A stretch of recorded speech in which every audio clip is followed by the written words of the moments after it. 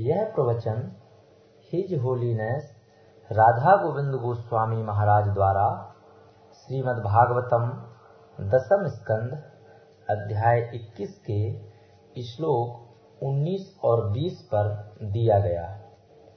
हरिद्वार में वर्ष 2001 में 1 से 7 मई तक आयोजित वेणु गीत सप्ताह के अंतर्गत कालीन बैठक में यह संपन्न हुआ।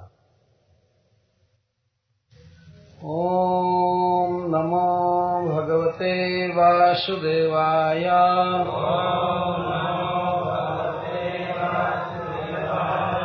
ओम नमो भगवते वासुदेवाय।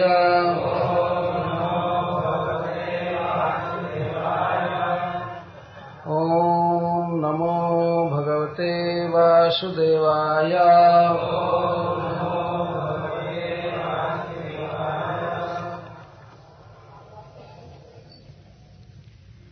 गागोपकैरनुवनं नयतो रुदार।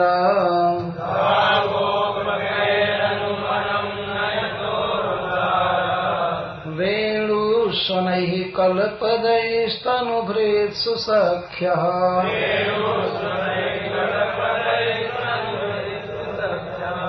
अस्पन्दनं गतिमतां पुलकस्तरूणा।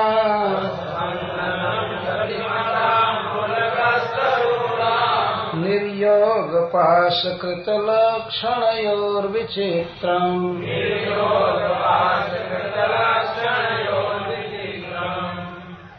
एवं विधा भगवतो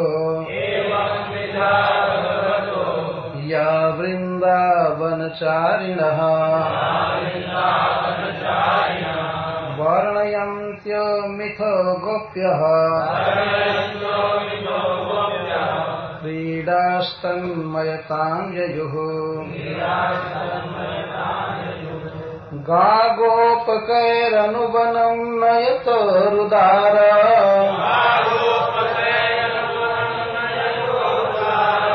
वेणुस्वनैः कल्पदैस्तनुभृत्सु सख्यः।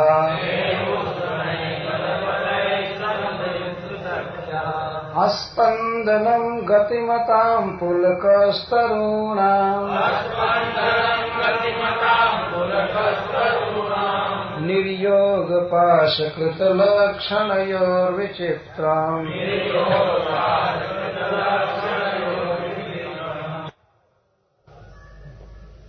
किं वक्तव्यो हरिदास वर्जत्वेन यथार्थ नामनो अस्य अद्रिपते महिमा। अहो श्री ब्रज भूमौ श्री वृंदावने स्थिताः सर्वे अपि अत्रत्याः चराचराः परम धन्या इत्याहु गायति। अब आगे गोपियां प्रश्नवाद करती हैं कि हे सखियों, गिरिराज गोवर्धन तो हरिदास वर्ज के रूप में प्रसिद्ध हैं और जैसा इनका नाम है वैसा गुण है। वास्तव में गायों के पोषक हैं कि इनकी महिमा को क्या कोई कह सकता है। श्री ब्रज भूमि में श्री वृंदावन में स्थित जितने भी चौर और अचर जीव हैं वे सब परम धन्य हैं। इदम तु अति विचित्रम गोपैः सह बने बने संचार्यतो तयो रामकृष्णयो मधुरपदै महावेणुनादैः शरीरिषु ये गतिमन्तः तेषां अस्पन्दनं स्थावर धर्म तरुणाम पुलको जंगम धर्म इति वैपरीत्यम। गोपों के साथ अनुवनम अर्थात बने बने एक वन से दूसरे वन में पशु चराते हुए कृष्ण और बलराम चलते हैं तथा मधुर शब्दों वाले महावेणु के नाद से, वेणु के महानाद जब वेणु का नाद करते हैं तो स्तनुभृत्सु शरीरधारियों में जो गतिमंत गति वाले हैं तेषाम अस्पंदनम जो चलने वाले हैं उनमें बिल्कुल हिलना डुलना बंद हो जाता है, जैसे गौ या हरिणियां।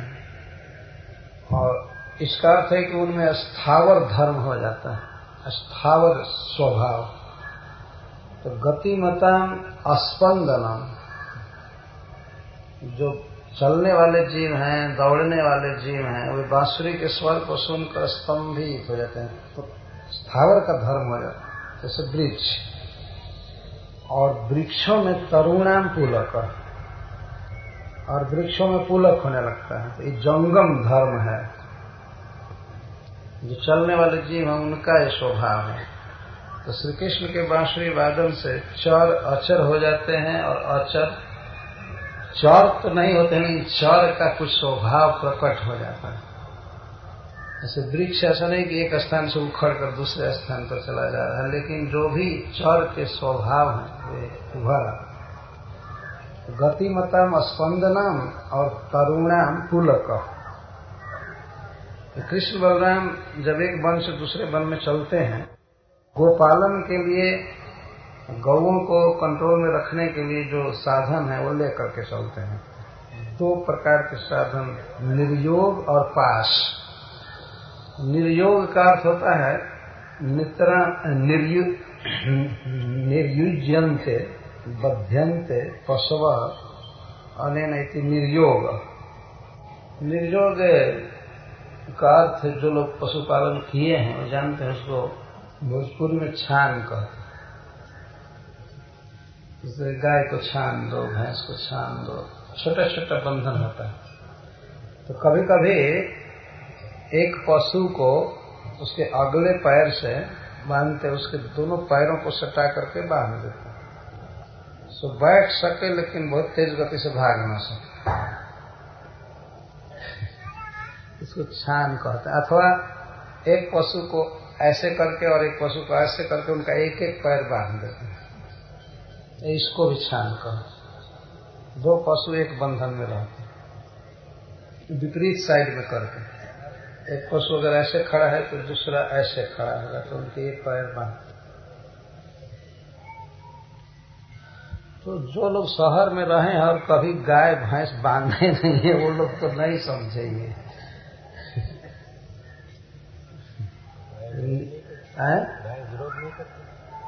गाय विरोध नहीं करती, गाय बेचारी गोपों के कंट्रोल में रहते हैं, विरोध क्या करेंगे।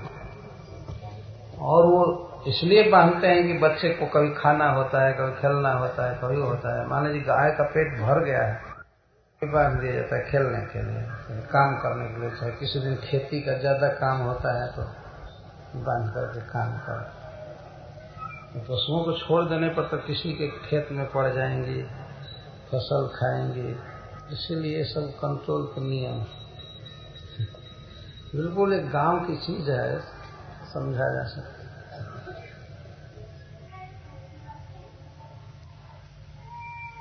तो निर्योग और पाश, पाश का अर्थ दुष्ट बैल या दुष्ट गौओं को पकड़ने के लिए, उनको खींच करके बस में करने के लिए होता है। लंबी रस्सी हो, या कभी कभी किसी पशु को, बछड़े को या और को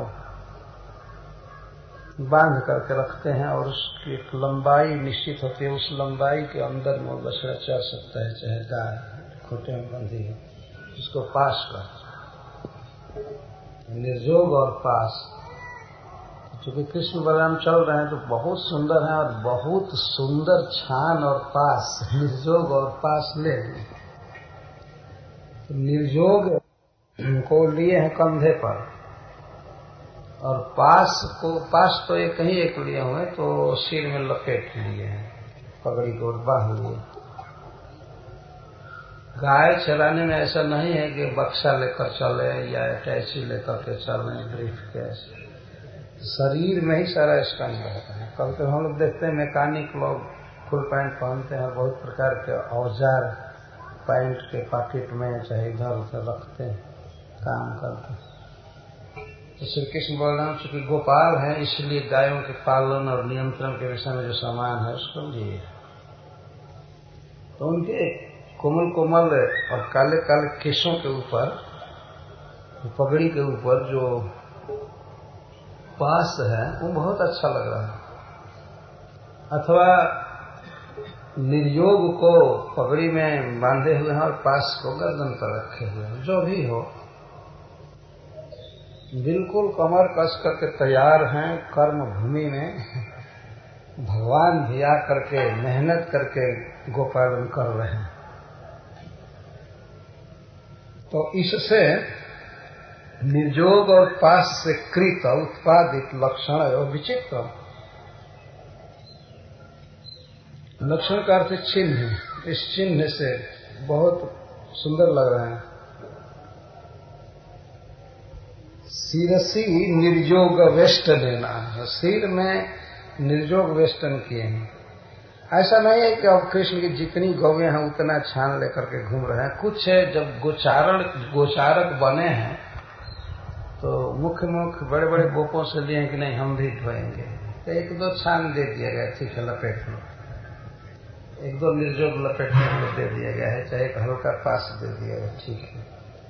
तो बच्चे हैं चाहते हैं, इनको आवेश है, तो इसी निर्जोग वेष्टन स्कंध से पास न, और स्कंध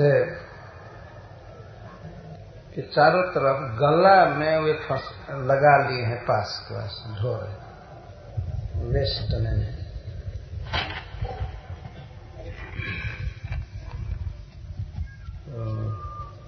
इससे लक्षण प्रकट हो रहा है। लक्षण क्या है यहाँ? लक्षण की गोप परिवृद्ध श्रिया विराजमान और इत्यादि विराजमान है। गोप परिवृद्ध, परिवृद्ध का अर्थ होता है दलनायक। परिवृद्ध है मतलब बोस से समझिए, आज के युग में जो कहा जाता है गोपों के नायक हैं, कम उम्र के, लेकिन यही नायक हैं। भोजपुरी में बसैत कहते हैं इसको, 10 लड़कों के नायक के रूप में चलते हैं। परिवृढ़, अनुभवी, श्रेष्ठ नायक, इस तरह से विराज रहे हैं और अति विचित्र, बहुत सुंदर लग रहा है। अनुवनम का अर्थ है प्रत्येक वन में। माथुर मंडल में जितने भी वन हैं प्राय सभी में वे प्रवेश करते हैं 84 कोष। कोई वन बाकी नहीं रहता है जहां श्री कृष्ण गोचारण न किए। अच्छा, गोचारण कर रहे हैं तो बस गोचारण कर रहे हैं, ये नहीं कि भगवान को और भी बहुत फिक्र लगी है कि ब्रह्मलोक में ब्रह्मा जी ठीक से शासन कर रहे हैं कि नहीं कर रहे हैं, इंद्र क्या कर रहे हैं, जरा फोन करके उसको ही पता लगा। गाय चरा रहे हैं तो गाय चरा रहे हैं, और उसके अलावा और कोई दूसरा काम नहीं। केवल खेलना तो कोई काम नहीं है, आनंद में खेलते हैं करते हैं, लेकिन और दूसरा कुछ भी नहीं। उसमें लगता है कि भगवान का और जगत से कोई संबंध ही नहीं, केवल गोचारण कर रहे हैं। इस तरह से मनुष्य को रहना चाहिए, जो काम करे तो करे अनन्य मन से। उस समय और काम को और संसार को भूल जाना चाहिए। जॉब कर रहे हैं तो बस यही कोई समझे कि ये जॉब के अलावा कुछ करता ही नहीं। तो भागवत पढ़ रहे हैं तो ऐसा लगे कि भागवत के अलावा कोई व्यक्ति काम जानता ही नहीं। भगवान का और सेवा कर रहे हैं तो ऐसा करें कि चित्त को बांट करके नहीं, अनन्य मन से। इस तरह दोनों भाई गोचारण में लगे हुए हैं, बहुत सुंदर लगता। उनके वेणु के प्रभाव का अंत में वर्णन करते ही गोपियां की अद्भुत बांसुरी बजाते हैं। तो श्री बलराम जी को का नाम ले रही हैं तो भाव गोपनार्थों में पूर्ववत समझ लेना चाहिए। वास्तव में तो कृष्ण के वेणुनाद का वर्णन करते हैं। वेणु से निकलने वाले जो शब्द हैं उनके लिए कल पदई शब्द का प्रयोग करते हैं। कल का अर्थ है मधुर, अद्भुत, मनोहर पद जिनमें हैं, पद का अर्थ है शब्द। ऐसे स्वरों वाले बांसुरी, ऐसे गीतों से जड़ को चेतन और चेतन को जड़ बना रहे। तो इस प्रकार वृंदावन में स्थित समस्त चराचर जीवों के सौभाग्य का वर्णन किया जा रहा है। तो सबसे पहले वर्णन किया जाए कि कृष्ण और बलराम वृंदावन में प्रवेश कर रहे हैं, उनकी मुख की शोभा को निहारना यही नेत्रों का फल है। और दूसरे में गोपों के बीच बैठ करके किस प्रकार गोष्ठी कर रहे हैं, श्रेष्ठ नट की तरह नाच रहे हैं। बच्चे बाजा बजा रहे हैं, इसका वर्णन हुआ। बहुत संक्षेप में मैं ये कह रहा हूँ। और इसके बाद बांसुरी के सौभाग्य का वर्णन किया गया। यह बांसुरी कौन सा तप किया जिसे कृष्ण का अधर से पी रहा है। उसके बाद वृंदावन का वर्णन हुआ। वृंदावन में विचित्र दृश्य होता है, बांसुरी बजाने पर मोर नाचते हैं और सारे पक्षी चुप हो जाते हैं इत्यादि। हरिणियों के सौभाग्य का वर्णन किया गया जो कृष्ण को आकर के प्रेम से देखा करते हैं। हरिणियों के सौभाग्य वर्णन के बाद देवियों के सौभाग्य का वर्णन करती हैं। रोज आती हैं, कृष्ण को देखती हैं और अपने पतियों के अंक में ही मूर्छित होकर पड़ जाती हैं। इसके बाद गौओं और बछड़ों के सौभाग्य का वर्णन किया गया। और इसके बाद नदियों के सौभाग्य का वर्णन किया गया। नदियों के सौभाग्य के बाद मेघों का सौभाग्य वर्णन किया गया। मेघ के बाद पुलिंदियों के सौभाग्य का वर्णन किया गया है। पुलिंदियों के सौभाग्य का वर्णन करने के बाद श्री गोवर्धन जी के सौभाग्य का वर्णन किया गया। अंत में यहाँ सबके सौभाग्य का वर्णन किया गया।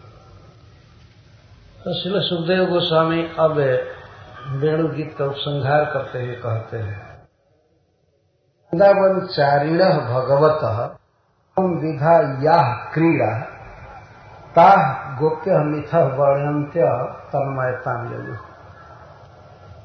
एवं विधा का अर्थ है कि इस प्रकार की अनंत अनंत लीलाएं, एवं विधा ईदृशा, ऐसी अनेक लीलाएं वृंदावनचारी भगवान करते रहते हैं। वृंदावनचारी एक तो भगवान है, भगवत भगवान की क्रीड़ा। तो भगवान का अर्थ है जो अपना अशेष ऐश्वर्य प्रकट किए हैं, जो 6 भगों को पूर्णतया प्रकट किए हैं, उन भगवान के। और वह भी वृंदावनचारी या वृंदावन विहार, और वृंदावन में विहार कर रहे हैं, वृंदावन में क्रीड़ा कर रहे हैं। अनेक प्रकार की क्रीड़ाएं, कृष्ण की क्रीड़ाएं ही उनकी लीलाएं, सहज खेलना चलना बांसुरी बजाना। तो वृंदावनचारी वृंदावन बिहारी भगवान की जो जो लीलाएं हैं, एवं विधा इसी प्रकार की लीलाएं। तो गोपियां मिथः ताः वर्णयन्त्य, गोपियां परस्पर में उसका वर्णन करती रहती हैं हमेशा। ये तो थोड़ा सा नमूना पेश किया मैंने, सुखदेव गोस्वामी के कहने का आशय तो थोड़ा सा मैं दिया। और कृष्ण लीलाओं का वर्णन करते करते गोपियां तन्मयता को प्राप्त हो जाती है। तन्मयता, तो तत्व का क्या है कि यहाँ क्या अर्थ है? तत्व का पहला तो एक अर्थ है कि भगवतमयता, तो कृष्णमय हो जाती है कृष्ण का वर्णन करते करते। और मिथः कृष्णमयता प्राप्त, तत् के स्थान पर कृष्ण रखेंगे तो परस्पर वे कृष्ण हो जाती है। तो कृष्ण जो भी वृंदावन में लीला करते हैं उसी को दिन भर करती रहती है। और यह अभी की नहीं, आगे चल करके जो गोवर्धन धारण होगा, रास विहार होगा, वो सबका समावेश कर रहे हैं सुखदेव गोस्वामी। इस लीला के संपादन के बहुत बाद में बोल रहे हैं। तो एवं विधा इसीलिए लगा रहे, एवं विधा भगवान की जो भी लीलाएं हैं, गोपियों का यही कार्य था वर्णन करना। तो कोई गोपी कृष्ण बन करके कहती थी, हे गोपो, वृंदावन में आग लगी है, आंखें बंद करो बंद करो। तो सब गोपियां बंद कर लेती थी। और दूसरी गोपी मुख को बाहर करके फाड़ करके ऐसे और अपने ओढ़नी के छोर को थोड़ा निगलती पीला पीला। इसके बाद कहती थी, आंख खोलो, आग बंद हो गई है। हाँ, आग बंद हो गई है। तो ये सब लीला इतना वर्णन में तन्मयता हो जाती थी कि देह गेह तो पूर्ण रूप से विस्मित हो जाती। कोई कहती थी, डरो मत, इंद्र की वर्षा से डरो मत, मैंने इससे त्राण का उपाय सोच लिया। अब यह कह करके अपनी ओढ़नी को गोवर्धन जैसा उठा ले, तिरछा खड़ा होती थी। और सब गोपियां आकर निकट ऐसे उसकी रहती थी, इंद्र की वर्षा हो रही, बच रही, इसको तन्मयता कहते। कोई गोपी यशोदा बनती थी तो कोई दूसरी गोपी उसके स्तनपान की नकल करती थी, उसे गोद में लेकर के। कोई पूतना बन जाती थी, कोई गोपी कृष्ण बनकर उसको मारने का नाटक करती थी। यह तन्मयता हो जाती थी, केवल कृष्णमयता। अथवा क्रीड़ा के लिए तत्शब्द लगेगा, क्रीड़ामयता में जो कृष्ण जो लीला करते थे तो गोपियां ऐसा वर्णन करती थी कि बस क्रीड़ा ही हो जाती थी, लगता था कि वही क्रीड़ा में शामिल है। जिनके बांसुरी वादन का वर्णन करती थी तो बांसुरी बिल्कुल ऐसे वादन की मुद्रा में ही हो जाती थी, बांसुरी बजाने लगते थे। और जो भी क्रीड़ा स्तन्मयता जो या वर्णनमय हो जाती थी। वर्णयंत के साथ तत्शब्द लगे कि वर्णन के साथ, तो वर्णन करती थी तो वर्णन ही करती रहती थी, अब दूसरा कुछ भी स्मरण नहीं आता था परस्पर। तो क्रीड़ा, ये तन्मयता सब तत्व के स्थान पर कृष्ण या क्रीड़ा या वृंदावन या वर्णन जो भी लगा सकते हैं, स्वतंत्रता है। कृष्ण हो जाती थी या क्रीड़ामय हो जाती थी और कुछ भी स्मरण नहीं रहता था। अथवा तन्मयता का अर्थ है, जैसा पहले वर्णन किया गया है और बाद में वर्णन किया गया है, जितना जितना कृष्ण की लीला का वर्णन करते थे उतना उतना विरहाग्नि का दाह बढ़ता जाता था, गोपियां दुखी रहती थी। आगे सुखदेव गोस्वामी वर्णन करते हैं, निन्नु दुखे न वासना, बहुत कष्ट से दिन बिताती थी। जितना वर्णन करते थे उतना ही और दाह उत्पन्न होता है। यही है गोपियों का स्वभाव भगवान के प्रति। जितना प्रेम होता है उतना ही प्रेमाग्नि का दाह भी होता है। तो कभी चैन से नहीं रहते थे, सुख से नहीं रहते थे, दुख नहीं डूबी रहती थी। इसका यह भी अर्थ। तो इस प्रकार कृष्ण लीला का सदा गान करती रहती थी। श्रील सुखदेव गोस्वामी महाराज परीक्षित के साथ बैठे हुए ऋषि मुनियों को, राजर्षियों को एक दृश्य बता रहे हैं कि भगवान क्या है, उनका सौंदर्य, माधुर्य, गुण आदि क्या है और उनसे प्रेम करने वाले किस किस प्रकार के लोग हैं। यही प्रेजेंटेशन, यही उपस्थिति वास्तव में भगवान ने वेदव्यास देव ने की है भागवत में। और किसी भी वक्ता की कुशलता यही है कि वह भगवान को और भगवान के प्रेमियों को प्रस्तुत करे जनता के सामने। भगवान ये हैं और भगवान के भक्त प्रेमी ऐसे ऐसे हुए। श्रीमद् भागवतम में यही दो कथा है, भगवान के बल को, भगवान की कृपा को, भगवान के ऐश्वर्य को, मधुरता को, ये सब प्रस्तुत किया गया है। और किन किन लोगों ने भगवान के लिए कितना त्यागा है या कितना प्रेम किया, इसको दिखाया गया। तो सबसे श्रेष्ठ या कनिष्ठ नहीं कहेंगे, बल्कि ये कहेंगे कि परम पूर्ण अवस्था में श्री गोपियां पूर्ण कृष्ण से प्रेम करने में और कृष्ण के लिए कृष्ण प्रेम में बाधक स्थितियों का त्याग करने में गोपियां मूर्धन्य हैं।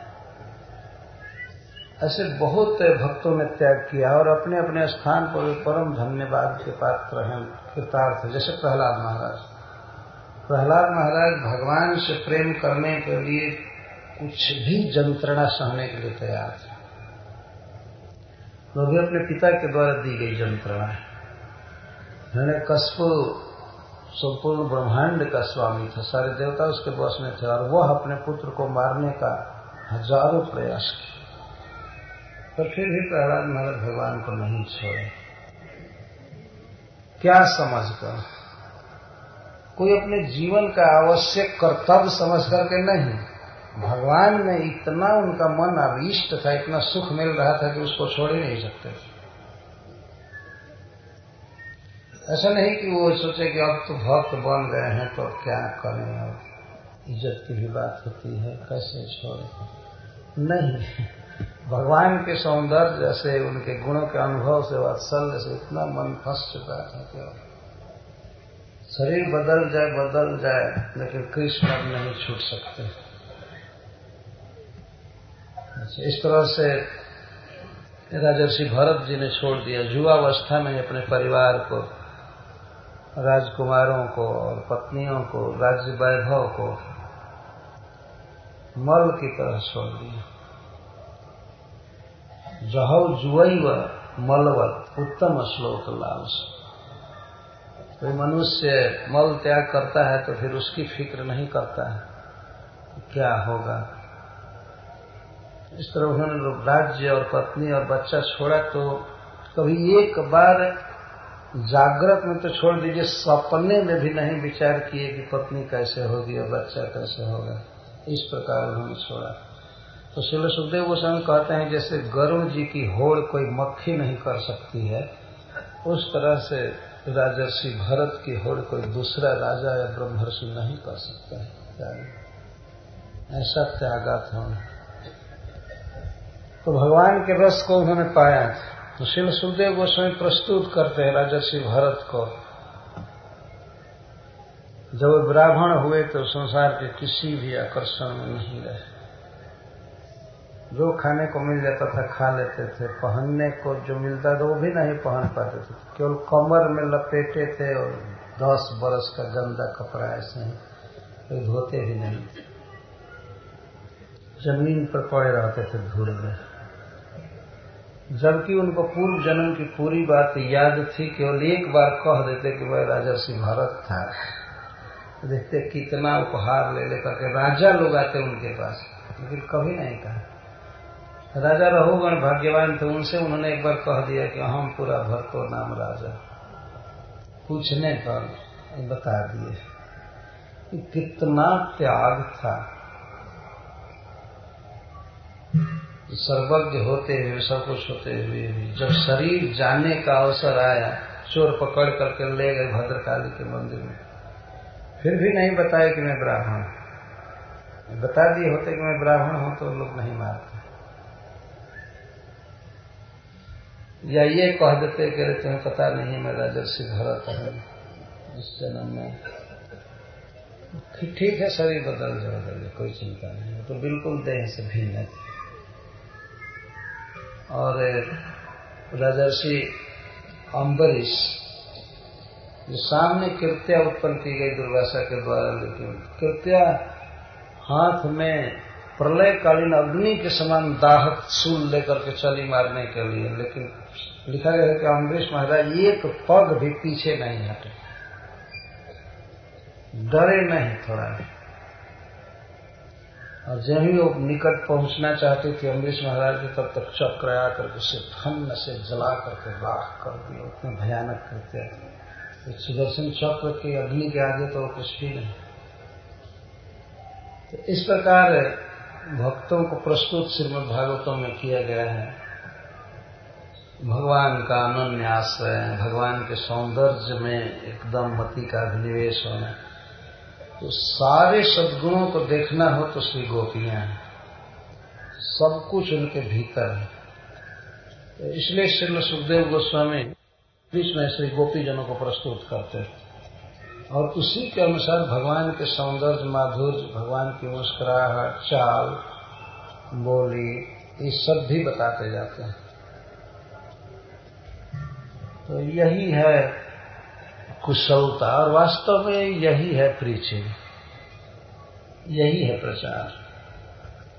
किसी के हृदय में भगवान को यदि धसा दे, भगवान की छवि अंकित हो जाए, और भगवान से प्रेम करने वाले भक्तों का भी स्टैंडर्ड बताया जाए कि इस तरह से प्रेम किया, इस तरह से प्रेम किया, इस तरह से प्रेम किया, तो उससे होता क्या है कि कृष्ण का स्वभाव, कृष्ण का स्वरूप हमारे सामने स्पष्ट होता है।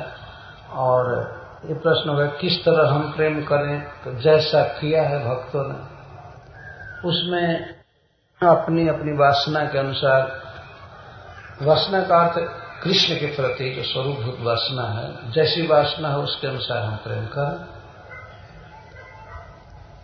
लेकिन कृष्ण के विषय में सुनने से और कृष्ण के भक्तों के विषय में सुनने से स्वाभाविक कृष्ण से प्रेम करने की वासनाएं बढ़ जाती हैं, स्वाभाविक है। अभी संसार में यही है, आप जिस वस्तु के विषय में सुनिए और उसकी गुणवत्ता को, उसकी महिमा को यदि बताई जाए तो उसको पाने की लालसा मन में होती है।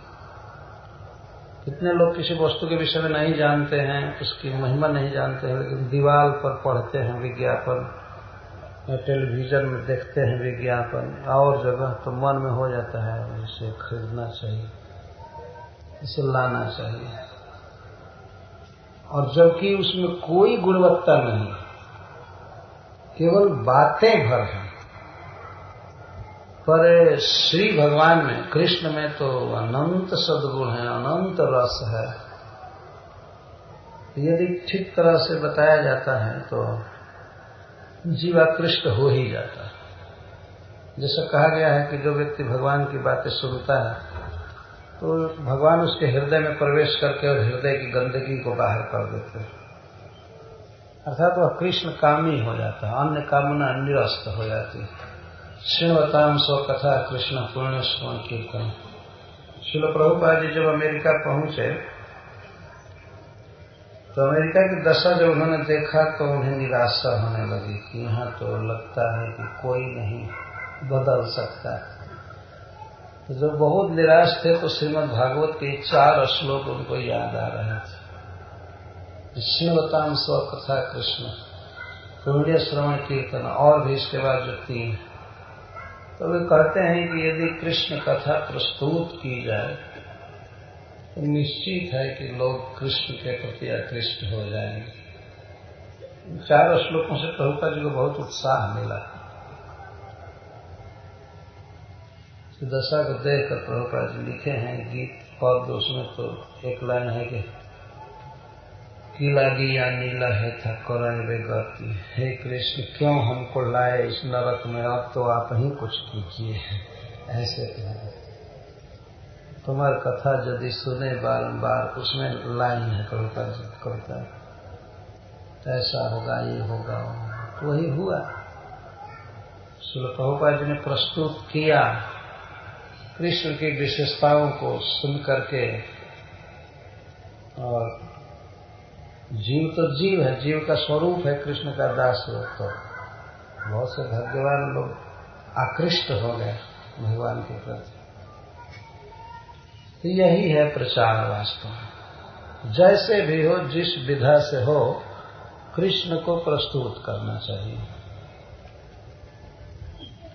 जैसे भी हो, चाहे कथा द्वारा, गीत द्वारा, पेंटिंग द्वारा, और भी अनेक विधाएं हैं। जो जिस विधा में दक्ष हो उस विधि से प्रस्तुत कर। प्रभुपाद जी यही कहा करते थे और यही उन्होंने किया है। यहाँ पर जो श्रीमद् भागवतम सप्ताह रखा गया, इसका यही उद्देश्य है। कभी कभी भक्त हमसे कहते हैं, कोई कहते हैं बहुत हाई बात हो रही है बहुत हाई बात हो रही है। तो मैं कहा कि अरे भाई कभी कभी तो अपना आस्वादन भी होना चाहिए ना। डॉक्टर लोग दवाई बांटते हैं सालों भर, कभी कभी उनको स्वादिष्ट भोजन स्वयं चाहिए ना। दवा है और बातें, और 10वें स्कंध की कथा बिल्कुल पाथ्य है, पथ्य भोजन दिव्य रस। वैसे तो सब भोजन है और सब दवा है, लेकिन यह जो है वो स्वस्थ लोगों के लिए बहुत ही बड़ा टॉनिक है और इसे स्वस्थ भी करने वाला है। ये औषधि है। 10वें स्कंध के प्रारंभ में ही महाराज परीक्षित कहते हैं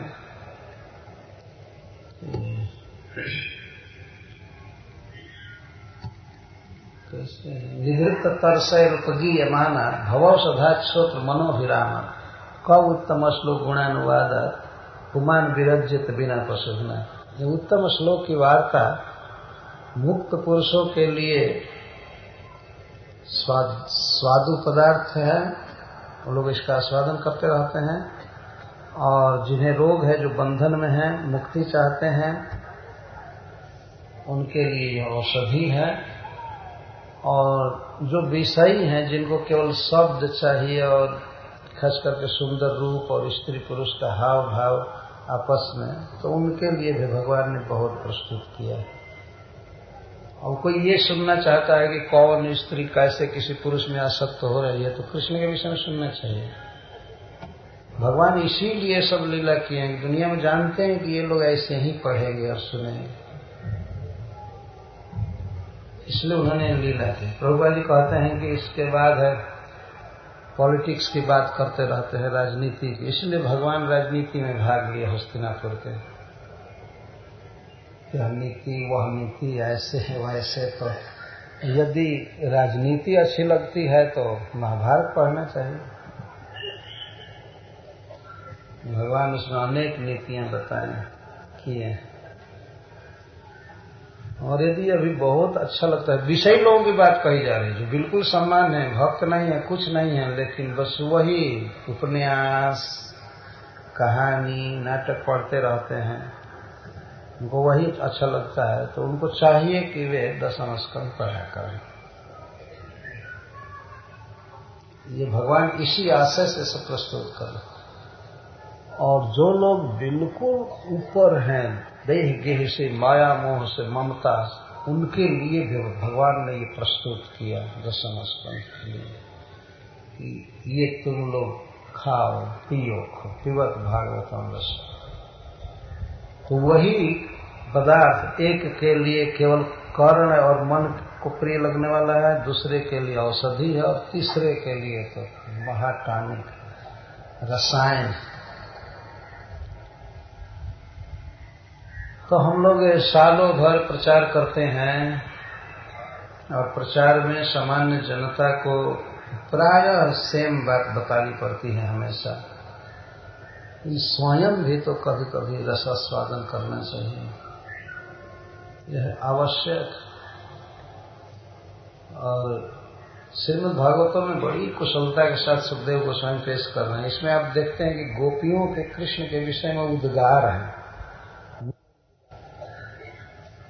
तो जो लोग श्री गोपीजनों को नहीं समझ पाते हैं, लेकिन वे प्रारंभ से ठीक से यदि भागवत सुने तो सबसे पहले उनके मन में भगवान कृष्ण के प्रति ये भावना होगी कि ये साक्षात परब्रह्म है, परम प्रिय सबके हैं, परम आत्मा हैं, परम बंधु हैं, जगत सृष्टा हैं, जगत के जीवों के भरतार हैं, गति हैं, साक्षी हैं, प्रभु हैं। ये बात समझ में आ गई। और आगे बढ़ते बढ़ते बढ़ते बढ़ते तो पता लग जाएगा कि भगवान से जिन लोगों ने प्रेम किया है उनमें शिरोमणि है श्री गोपीजन। यह बात समझ में आ जाएगी यदि ठीक से सुना जाए, और उसके अनुसार अपने अपने संस्कार के अनुसार भगवान के प्रति लालसा उदित होगी। सनातन गोस्वामी आदि ये तो ब्रज भूमि में ही रहे, वहीं के रज में कभी बाहर नहीं जाते थे, और इन्हीं लीलाओं में रात दिन विभोर रहते थे, और आनंद के आवेश में कुछ उन्होंने लिख दिया। उसको जो जिस भाव में उन्होंने लिखा होगा, और उस भाव को हम लोगों का बाह्य मन नहीं पकड़ पाएगा। डायरेक्ट भगवान का पार्षद चैतन्य महाप्रभु, जिनको भगवान ने आलिंगन किया, भागवत सुनाया 2 महीना वाराणसी में, चैतन्य चैतन्य वर्णन सब सुनाइल प्रभु भागवत सिद्धांत। एक बार आत्महत्या करना चाहते थे सनातन गोस्वामी पाद जगन्नाथपुरी में, जगन्नाथ जी के रथ के चक्का में। चैतन्य महाप्रभु आ गए और उन्होंने कहा कि आपका देह मेरा बहुत प्रिय है, मैं इसी के द्वारा भक्ति शास्त्र का प्रवर्तन करना चाहता हूँ, और आप आत्महत्या करके और मेरी सेवा नहीं करना चाहते। तो वे तो चकित हो गए, कैसे प्रभु को पता चल गया।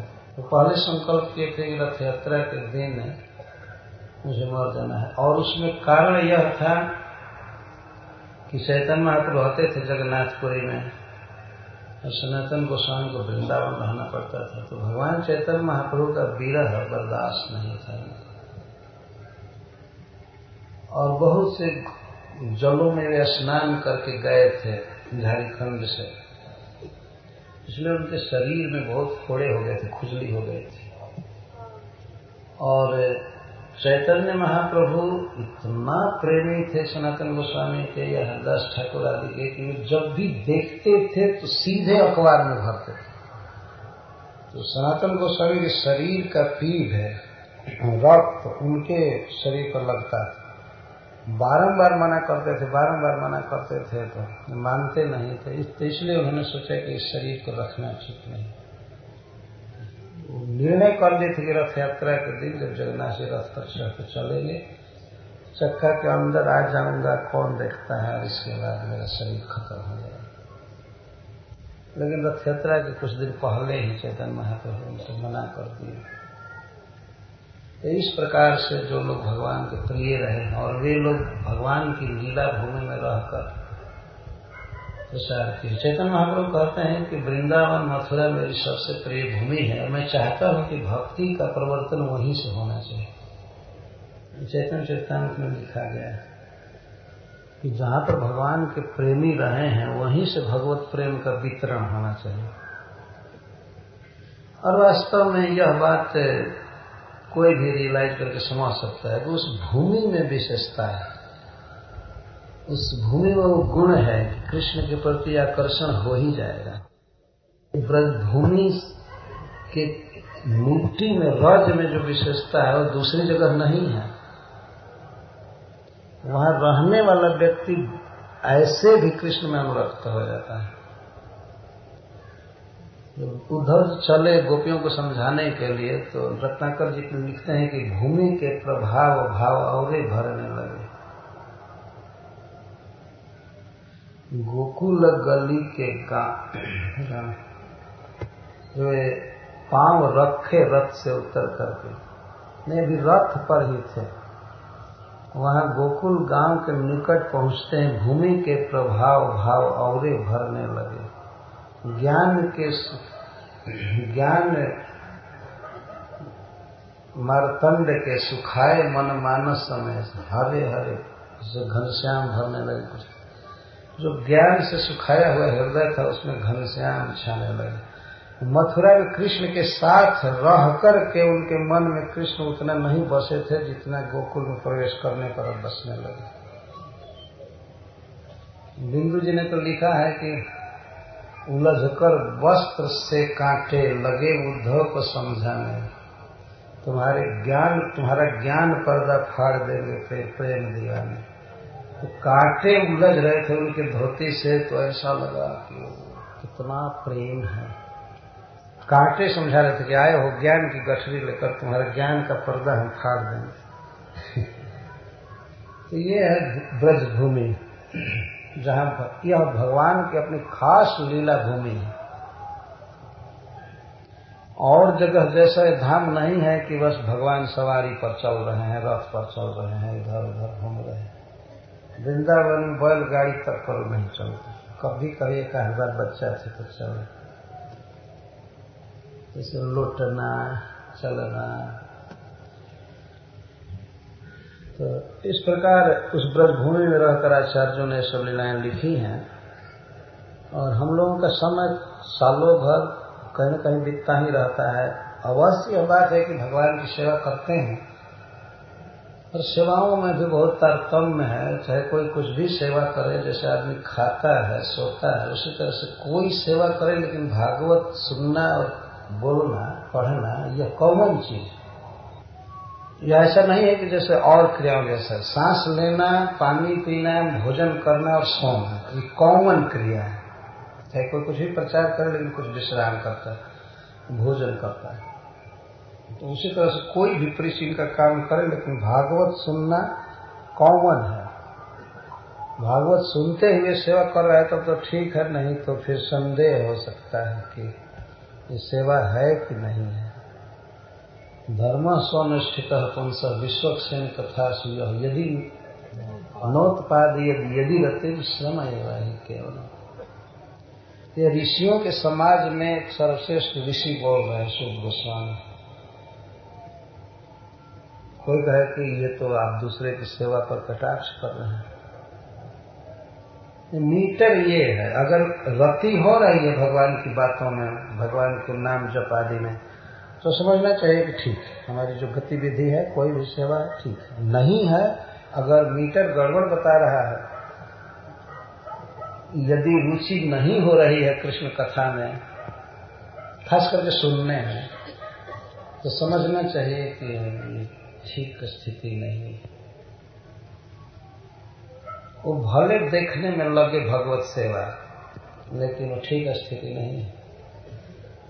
क्या है? श्रम एवं ही केवल, वह केवल लेबर है।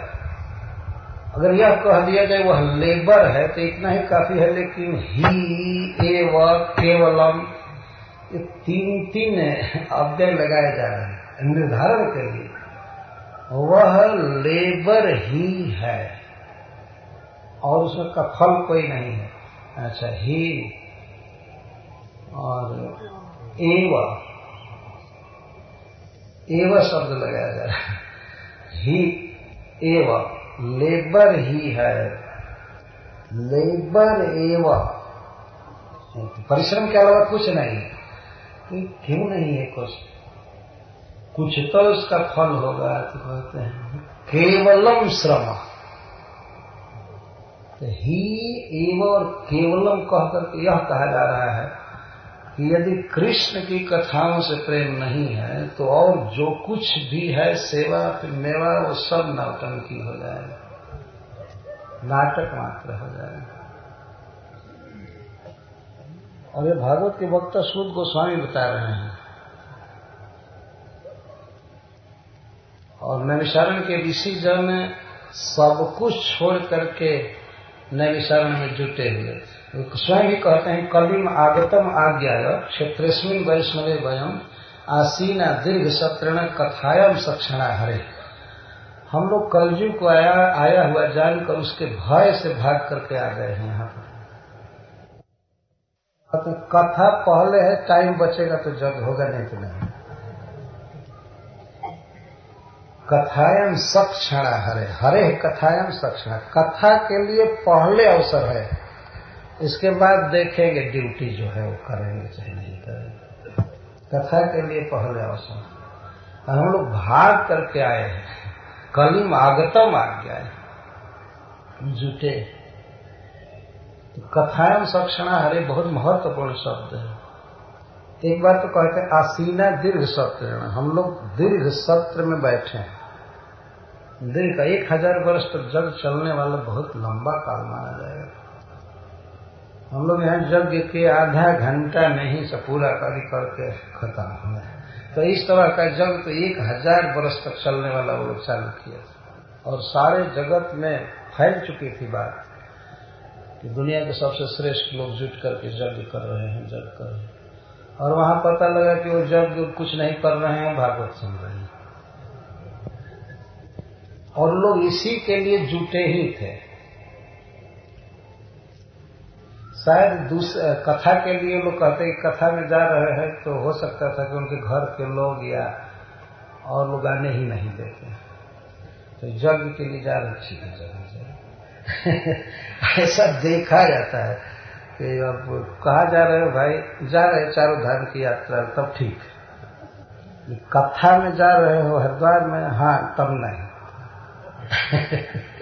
ऐसा हो सकता है। तीर्थ यात्रा ठीक है, यज्ञ ठीक है और ठीक है, लेकिन कथा में शायद पहले से ही परंपराएं आ रही हैं, तो इसलिए ये लोग यज्ञ का बहाना बनाए थे। और इतना ही नहीं, आगे चलकर ऋषि लोग कहते हैं कर्मिण अस्मिन अनाश्वास धूम धूम्रात्मना भवन। हम लोग तो पहले से ही जानते थे कि हमें यज्ञ नहीं करना है, लेकिन लोक के दृष्टि के अनुसार कुछ तो करना था, तो चालू किए तो सब अब देह धूमिल हो गया, कपड़ा भी धूमिल हो गया, मन भी धूमिल होता जा रहा है, पता नहीं इसका क्या फल होगा। बहुत कृपा हुई कि आप आ गए, अब हम आज ही इसको बंद कर रहे हैं, ऐसा लोग कहते हैं। और आप तो मधु पिला रहे हैं, भगवान की कथाएं पिला रहे हैं, इसलिए बस ये इसी के लिए हम लोगों को अवसर है, आप चिंता मत कीजिए और पिलाइए। तो इस प्रकार कथा के लिए मन में आग्रह होना चाहिए। पहला गुण यही है कृष्ण को समझने के लिए। कथा श्रवण की तुलना अन्य किसी कर्म से नहीं की जा सकती है। यहां तक कि भगवान का ध्यान और पूजा भी छोड़ करके कथा सुनने की बात आई है भागवत में। चरित सुनहि तजि ध्यान, रामचरितमानस में आया है कि ऋषि लोग संकादिक आदि ये ध्यान छोड़ करके कथा सुनते हैं और सारा काम ठप करके कथा सुना जाता है। तो यह मुख्य है, इसलिए कि सारी सेवाओं में भी यही बल देता है। श्रीमद् भागवतम सुनने की व्यवस्था श्रील प्रभुपाद जी ने भी किया। सवेरे प्रतिदिन सुनने की जो व्यवस्था है वह यह इसी सिद्धांत का प्रतिपादन करता है। सुनना है, सुनना है, यही करने के लिए मनुष्य शरीर मिला है। नहीं तो क्षुद्रा ऐसा निर्णाम अंग मर्त्यानम अमृतमिच्छता। बार बार सुखदेव गोस्वामी कहते हैं कि जो लोग कथा नहीं सुनते उनका दिन व्यर्थ के कामों में बीत जाता है और रात्रि भी निद्रा आदि में बीत जाता है। रात नींद में या व्यवाय में और दिन घर के काम धंधा में या कलह में बीत जाता है व्यर्थ। और जो लोग भगवान की वार्ता सुनते हैं उनका दिन व्यर्थ नहीं जाता। 24 घंटे में यदि वे 1-2 घंटा भी सुने, आधे घंटे भी सुने या पढ़े तो उनका वो पूरा 24 घंटा सार्थक माना जाएगा। जैसे मान लीजिए वृक्ष है, वृक्ष की एक शाखा भी अगर फल गई तो कहा जाएगा कि ये फलवान वृक्ष है। फलवान तो कहा ही जाएगा। तो इसी तरह से मनुष्य शरीर में बहुत समय मिला है। तो आयु हरति वै पुंसाम उद्यम नष्टम तजन नशो तस्य तेज क्षणो नीत उत्तम श्लोक बात है। ये सूर्य उग नहीं रहा है, डूब रहा है, लेकिन वास्तव में ये उग रहा है न डूब रहा है। ये मनुष्यों के जीवों की आयु को छीन रहा है। आयु हरति वै पुंसाम तस्य रीते उस व्यक्ति की आयु का हरण नहीं कर सकता है। किसका? जब क्षण अपनी उत्तम श्लोक वार्ताया नीत, जिसका थोड़ा समय भी कृष्ण की वार्ता में बीत गया, कथा में बीता, कीर्तन में बीता, तो उसके आयु का खंडन अपहरण सूर्य भगवान नहीं कर सकते। उसका जीवन सार्थक गया। तस्य रीते जब क्षणों नीत। कुछ लोग अर्थ करते हैं कि वह क्षण नहीं काट सकता है सूर्य जो क्षण उत्तम श्लोक की वार्ता में बीता, लेकिन यह अर्थ नहीं है। श्रीपाद श्रीधर स्वामी जी कहते हैं जस क्षण है अपनी उत्तम श्लोक वार्तया नीत तस्य आयु सूर्य न हरति। उसकी आयु को सूर्य नहीं हर रहा। हरे कृष्णा कृष्णा कृष्णा हरे हरे, हरे राम राम राम हरे। तो इस तरह श्रीमद् भागवतम में बहुत से सिद्धांत दिए गए हैं। और मनुष्य की यह मानसिकता है, वो जो कार्य करता है तो उस कार्य के विषय में उसे यह जानने की जिज्ञासा रहती है कि मेरा काम वास्तव में सही है या नहीं है, या यह हमारे लक्ष्य की प्राप्ति कराएगा नहीं कराएगा।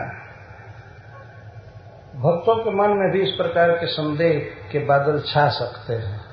कभी मन में संदेह होता है कि हम जो कार्य कर रहे हैं क्या यही भगवान चाहते हैं हमसे करना है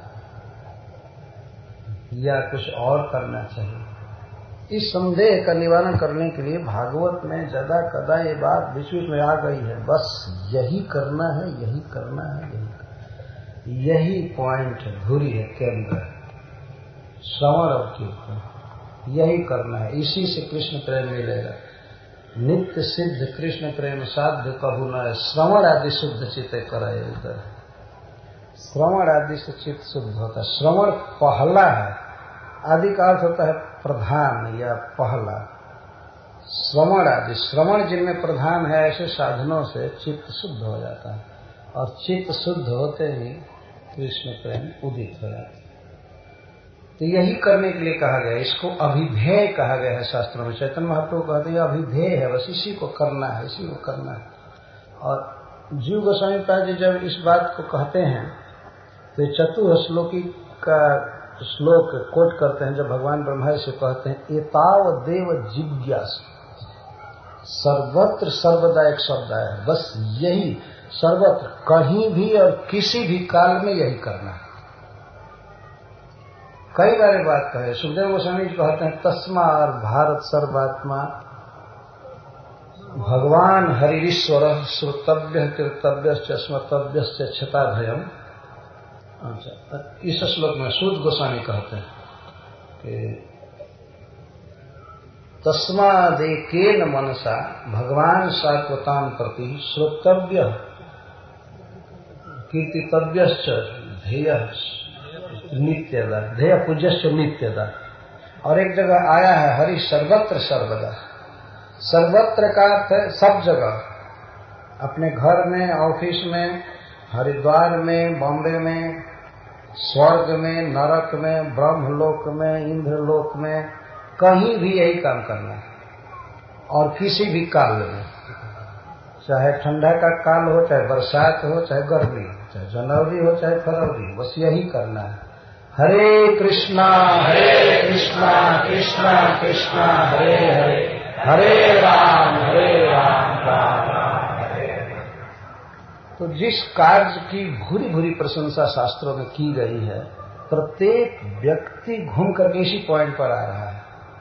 आप देखें कोई भी वक्ता, जैसे सबसे श्रेष्ठ वक्ता है कृष्ण प्रेम की बात कहने वाले श्री गोपीजन, लेकिन वे कहती हैं तव कथामृतम तप्त जीवनम कविभिरीडितम कल्मषापहम श्रवण मंगलम श्रीमदाततम भूरि गृणन्ति ते भूरिदा। आपकी कथा ही अमृत है, और पीने से नहीं, केवल इसके विषय में सुना जाए तो ये मंगल कर देती है। ऐसा कोई पेय दुनिया में नहीं है या दवाई जिसका नाम सुनिए और बस वो फायदा कर देगा। ये कृष्ण कथा है कि सुनने मात्र से मंगल पड़ता है, श्रवण मंगल।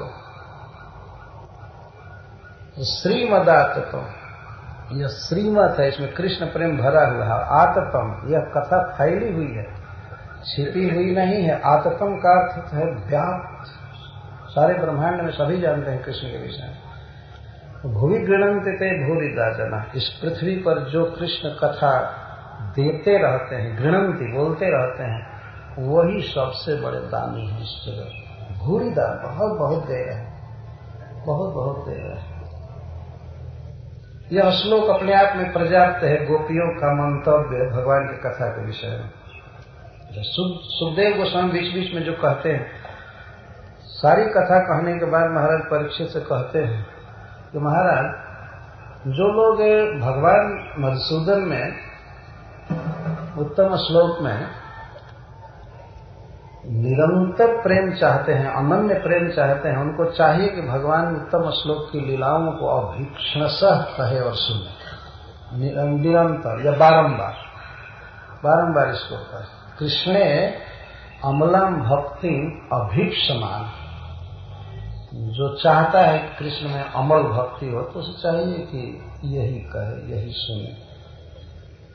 अच्छा, राजर्षि भरत जी का, जन भरत जी का विचार सुनिए।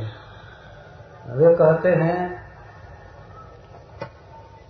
रहुगणे तपसा न जाती न चेजया निर्पराध गृहाद्वार न छंदसा नहीं वो जलाग्नि सूर्य बिना महत्पाद रजोभिषेक। महात्माओं के चरण रज में अभिषेक करने पर कृष्ण मिलेंगे, कृष्ण प्रेम मिलेगा।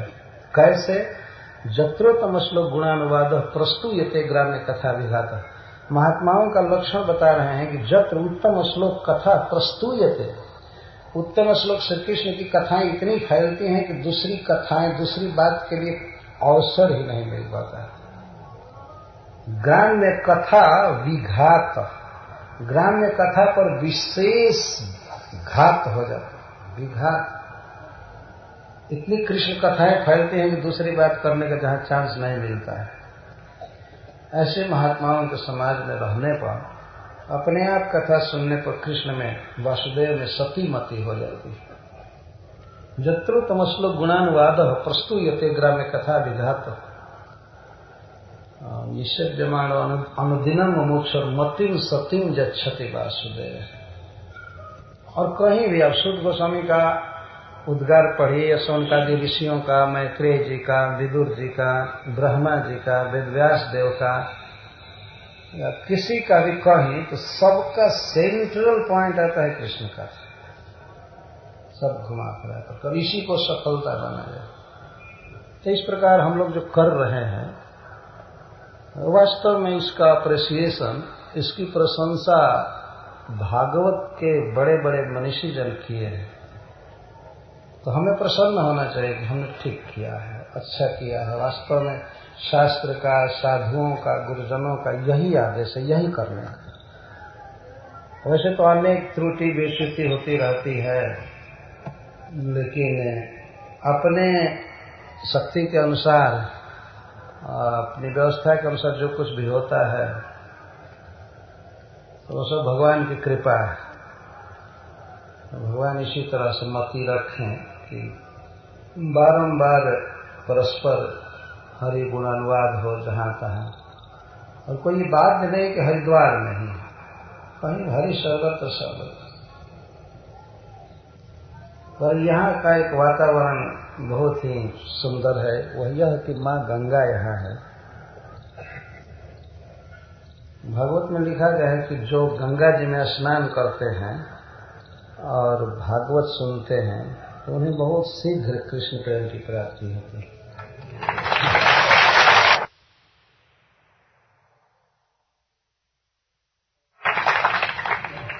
चौथे स्कंध के 24वें अध्याय में यह बात लिखी गई।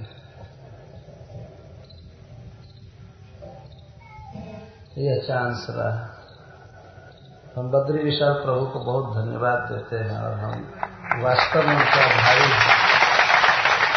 बहुत परिश्रम करके यह संयोग दिए, और उनके साथ उनका जो लोग भी सहयोग किए हैं उन सबको भूरी भूरी धन्यवाद है।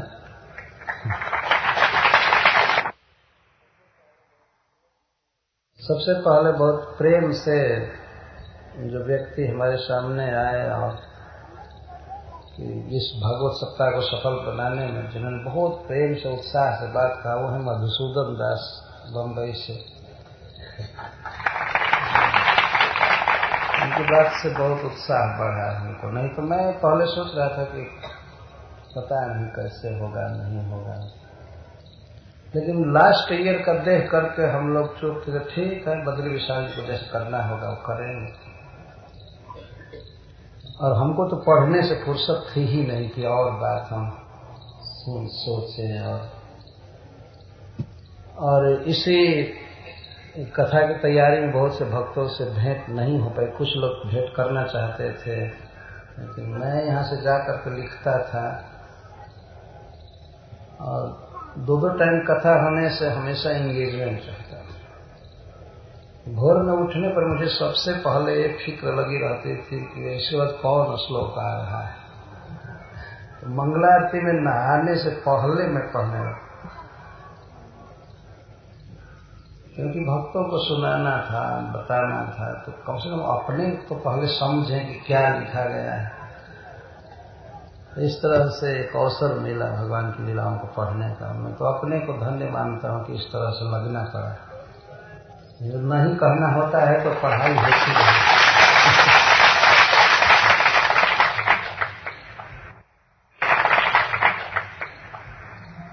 आप सबको बहुत धन्यवाद है, जो भी आए,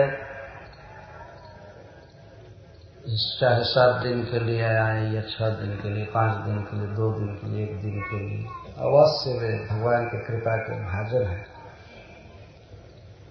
ऐसा लिखा गया है पद्म पुराण में कि कोई कथा में 1 दिन आवे, 1 घंटा आवे, कुछ भी आवे, तो आने में एक शुरू से ही मनोरथ करना पड़ता है।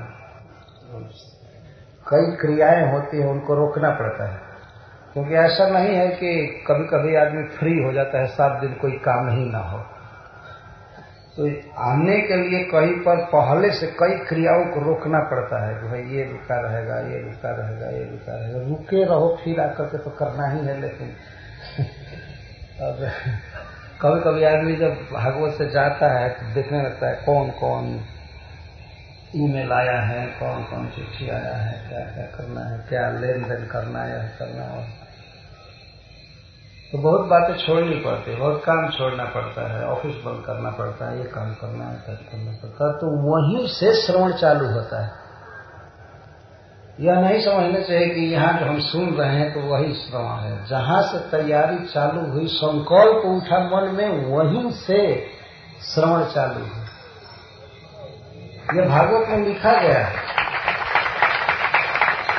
यदि भागवत के सुनने का संकल्प किया आदमी और मान लीजिए किसी कारण से वो न भी आ पावे, तब भी पुण्य तो कमा ही लिया।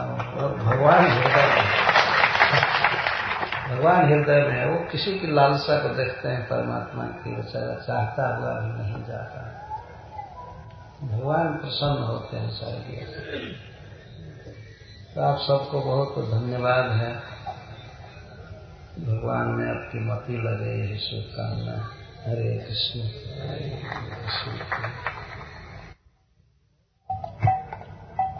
तो बहुत लोग अब धीरे धीरे जानने के मूड में हो गए हैं, लेकिन जाते समय यहाँ से ये उपहार लेकर के जाना चाहिए। राधा रानी का चरण। मन जइयो मत भूल राधा रानी के चरण। मन जइयो मत भूल राधा रानी के चरण। मन जइयो मत भूल राधा रानी के चरण। मन जइयो मत भूल राधा रानी के चरण। ब्रज रानी के चरण। राधा रानी के चरण। राधा रानी के चरण। ब्रज रानी के चरण। राधा रानी के चरण।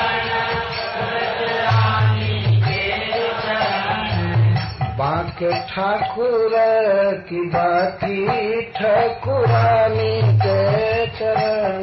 बांके ठाकुर की बाकी ठाकुरानी के चरण। बांके ठाकुर की बाकी ठाकुरानी के चरण।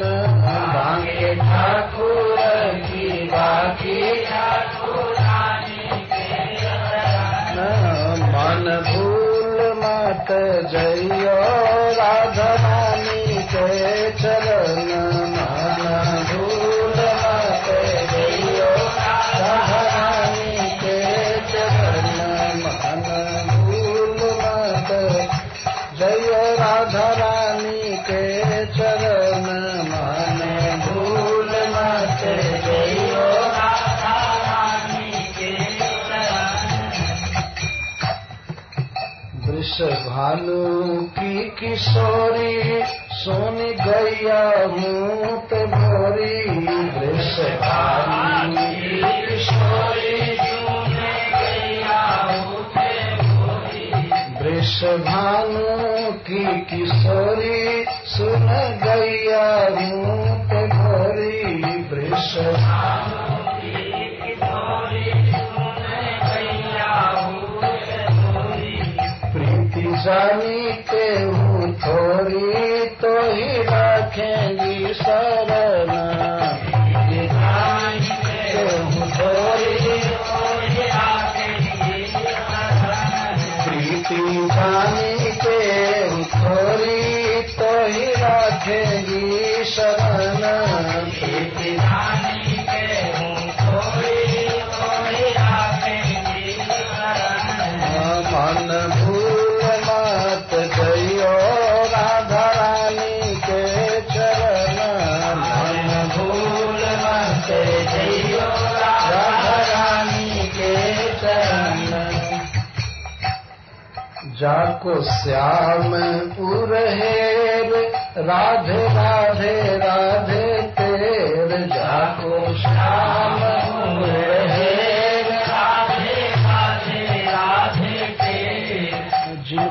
नाम रटते हैं, बार बार बुलाते हैं राधे राधे। जाको श्याम उरहेर राधे राधे राधे तेरे, जाको श्याम उरहेर राधे राधे राधे तेरे, बांसुरी में बेर बेर करे नाम से रमण, बांसुरी में बेर बेर करे नाम से रमण, बांसुरी में बेर बेर करे नाम से रमण, बांसुरी में बेर बेर करे नाम से रमण, मान जइयो मत भूल राधा रानी के चरण, मान जइयो मत भूल राधा रानी के चरण, राधा रानी के चरण, ब्रिज रानी के चरण, राधा रानी के चरण, ब्रिज रानी के चरण, मन जइयो मत भूल राधा रानी के चरण, मन जइयो मत भूल राधा रानी के चरण। भक्त प्रेमी ने बखानी जाकी महिमा रस खानी, भक्त प्रेमी ने बखानी जाकी महिमा रस खानी, भक्त प्रेमी ने बखानी जाकी महिमा रस खानी, भक्त प्रेमी ने बखानी जाकी महिमा रस खानी, मिल भीख मन मानी कर प्यार से बरल, मन मानी कर प्यार से बरल, मन जइयो मत भूल राधा रानी के चरण, मन जइयो मत भूल राधा रानी के चरण, राधा रानी के चरण, ब्रज रानी के चरण, राधा रानी के चरण, ब्रज रानी के चरण, मन जइयो मत भूल राधा रानी के चरण, मन जइयो मत भूल राधा रानी के चरण, तेरे मान मत वारे छोड़ दुनिया के द्वारे, तेरे मान मत वारे छोड़ दुनिया के द्वारे, तेरे मान मत वारे छोड़ दुनिया के द्वारे, तेरे मान मत वारे छोड़ दुनिया के द्वारे, राधा नाम के सहारे संपत्ति राधा नाम के सहारे सौंप जीवन, नाम के सहारे सौंप जीवन मरण, राधा नाम के सहारे सौंप जीवन मरण, जइयो मत भूल राधा रानी के चरण, मन जइयो मत भूल राधा रानी के चरण, राधा रानी के चरण, ब्रज रानी